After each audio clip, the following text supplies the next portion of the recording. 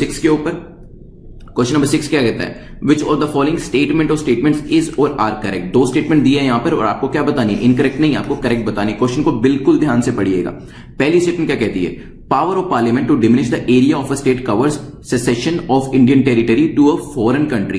तो पार्लियामेंट के पास पावर होती है कि वो चाहे तो किसी भी स्टेट की टेरिटरी को कम कर दें और वो टेरिटरी जो है एक्स्ट्रा जो निकाली गई है वो किसी फॉरेन कंट्री को दे दे। मान लीजिए वेस्ट बंगाल हमारे यहाँ पे, वेस्ट बंगाल जो है उसका 50% जो एरिया है वो अपने पास रखकर बाकी 50% जो है वो बांग्लादेश को दे दे। इसका मतलब ये है, क्या ये हो सकता है? देखेंगे, boundary dispute between India and other country does not require a constitutional amendment. जो बाउंड्री डिस्प्यूट होते हैं एक कंट्री के दूसरी कंट्री, मतलब हमारे यहाँ पे इंडिया और दूसरी कंट्री की बात करें, मान लीजिए इंडिया और नेपाल के बीच में, आपको पता है काले पानी एरिया को लेकर हमने करंट अफेयर्स में पढ़ा था, बाउंड्री डिस्प्यूट चल रहा है। इसी तरीके से बांग्लादेश के साथ भी बाउंड्री डिस्प्यूट चल रहा है। तो इन चीजों को सोल्व करने के लिए हमें कॉन्स्टिट्यूशनल अमेंडमेंट की यहां पे जरूरत नहीं होती है। और वीडियो को पॉज करिए, आपको करेक्ट स्टेटमेंट बतानी है, फिर हम डिस्कस करते हैं।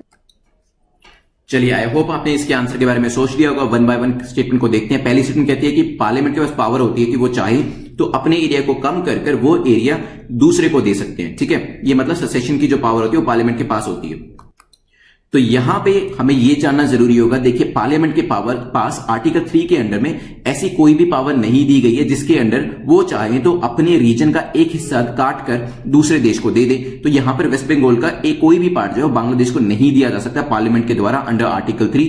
इसके लिए पार्लियामेंट को कॉन्स्टिट्यूशन अमेंडमेंट की जरूरत पड़ेगी। तो यस, यहां पर आर्टिकल 368 को यूज करना पड़ेगा इन केस अगर हमारी कंट्री किसी दूसरी कंट्री को एक रीजन को सीड करना चाहती है, मतलब अपना रीजन जो है, अपना क्षेत्र जो है वो किसी दूसरी कंट्री को देना चाहती है। ठीक है, तो यहां पे पहली स्टेटमेंट आपकी गलत हो जाएगी। सेकंड स्टेटमेंट को देखते हैं। बाउंड्री डिस्प्यूट जो होते हैं, देखिए अगर एक कंट्री का दूसरी कंट्री के साथ बाउंड्री डिस्प्यूट है, इंडिया का मान लीजिए बांग्लादेश के साथ बाउंड्री डिस्प्यूट है एनक्लेव्स को लेकर, या फिर काला पानी को लेकर नेपाल के साथ बाउंड्री डिस्प्यूट है, वो बाउंड्री डिस्प्यूट जो होते हैं उसके लिए कॉन्स्टिट्यूशन अमेंडमेंट की जरूरत बिल्कुल भी नहीं पड़ती है, क्योंकि वो जो डिस्प्यूट्स होते हैं वो एग्जेक्टिव एक्शन से सोल्व किए जा सकते हैं। राइट, तो उसके लिए नॉर्मल प्रोसीजर होता है, कॉन्स्टिट्यूशन को अमेंड करने की जरूरत नहीं पड़ती है। तो फर्स्ट स्टेटमेंट हमारी इनकरेक्ट है, सेकंड हमारी करेक्ट है। आंसर हो जाएगा बी। जिन्होंने बी मार्क किया है उनका